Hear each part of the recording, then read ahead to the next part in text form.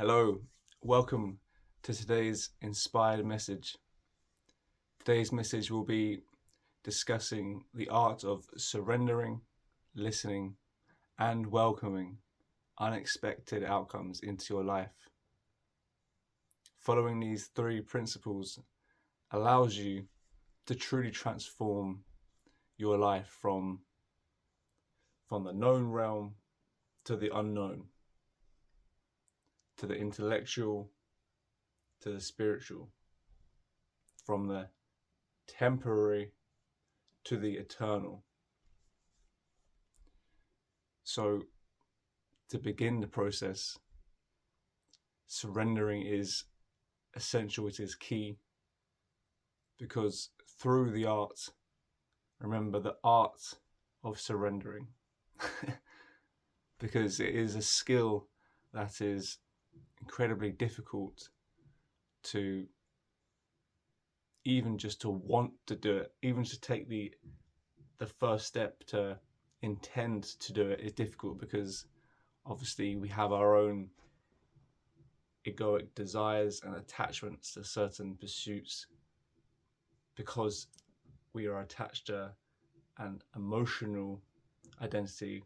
We therefore attach to physical, material, egoic pursuits. So the artistry of surrendering very much lies within the metaphysical practitioner, within the role of the metaphysical practitioner, to confront those attachments, to confront those internal relationships that are founded on weak or founded on unhealthy soil, and to face that, to willingly walk in that direction, is a very rare pursuit. Not many people want to go down the path that is less traversed, let's say, because it's difficult.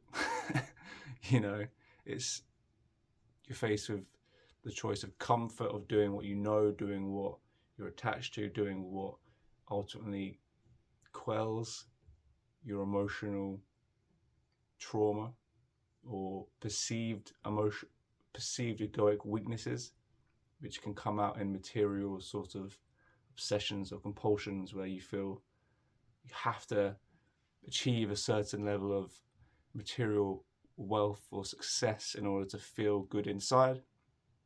That is the opposite of this practice of surrendering. That is just obsessive compulsive, totally blindly driven by an internal aspect that individual is unaware of. So with the art of surrendering, it will be recognizing your own dynamic of this truth, because everyone has it. I have my own, everyone has their own, but it's how you relate to it that will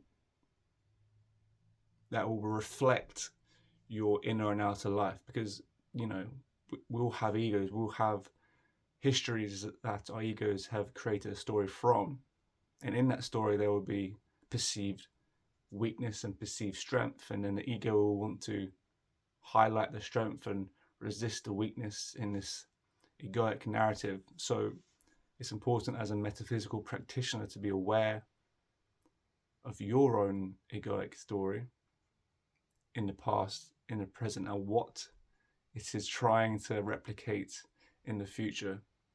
It is equally as important, because it is trying to replicate what it has learned historically into your future. So with the art of surrendering, you are surrendering this story. You are first acknowledging the story, then you are actively surrendering it, then moving on to the next step of listening.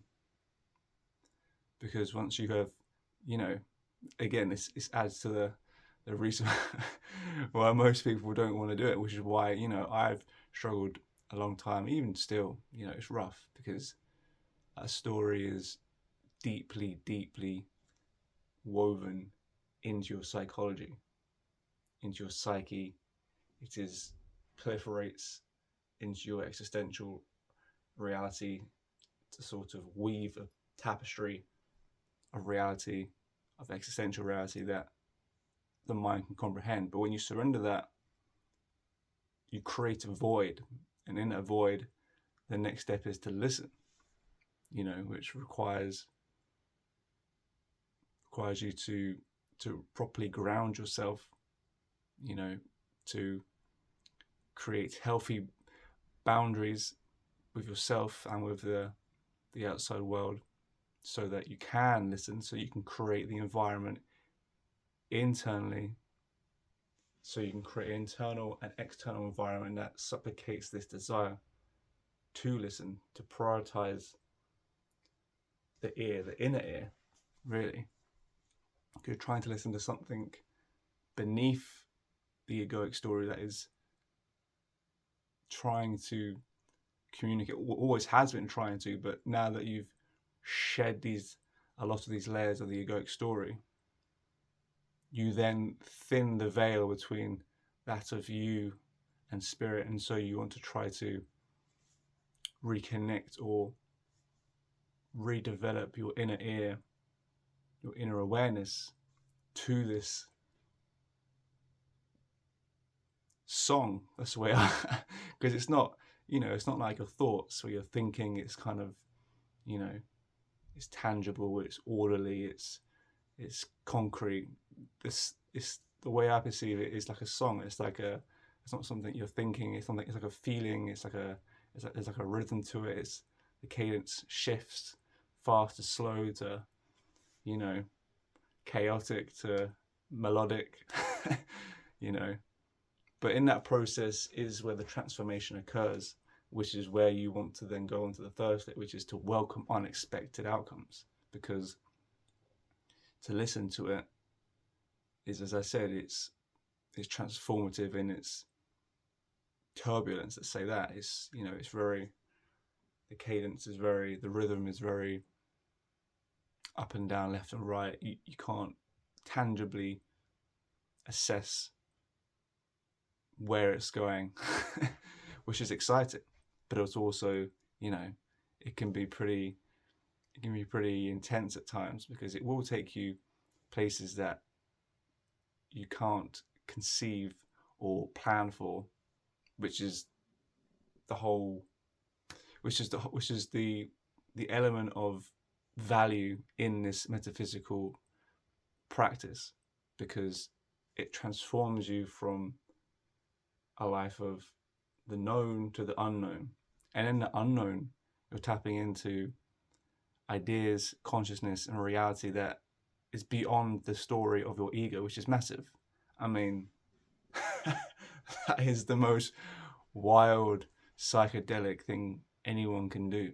I mean, and it's one of the most rarest things. So by doing it, you not only benefit yourself as an individual, but also through this practice, creating your own expression, but also your own relationship with the eternal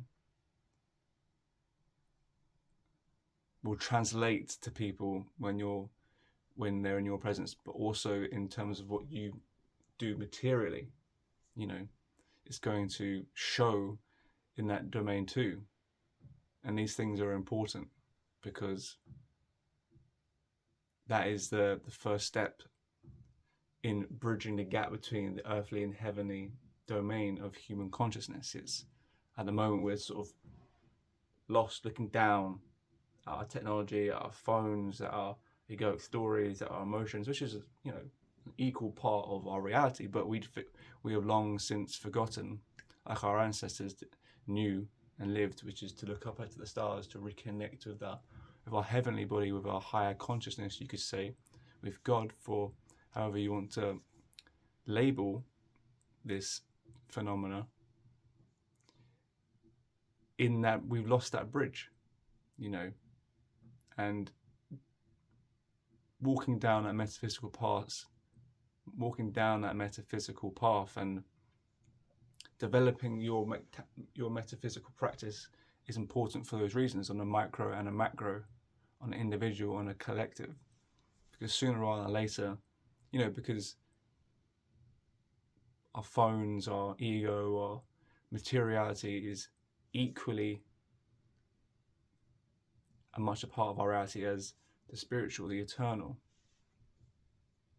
the transformative. You don't want to be too in one domain or the other. It's very much like a order chaos. You want to be on the edge of both in order to transform that of your current state. So with that, I will maybe quite a lot of information, but again, this is something that isn't, it's not, you don't sign up to a 6-week course. You don't, it's not, you're not signing up to some sort of, this is an eternal voyage, both individually and collectively. And we once knew this information and practiced this information. We once had this union between higher and lower, and were thus able to produce beauty. But we are lacking somewhat. We are lost in our material complexities, our technological profundities, which, we're advancing at a stellar rate. But the danger is there. The danger is there that you idolize it, you sacrifice yourself for it, and it becomes no longer a tool but a vice, because you start to worship the technology. You start to succumb and sacrifice yourself entirely for it, whereas you want a healthy relationship with technology. And the same goes with the spiritual, the eternal, the heavenly. You don't want to completely lose yourself in that domain, because you will just lose your mind.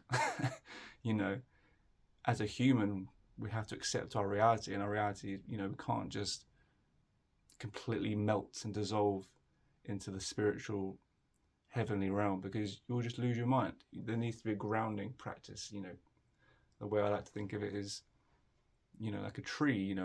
It requires deep roots into the ground, stabilize itself, as it creates a foundation first and foremost, which allows it then to reach up and grow into the sky.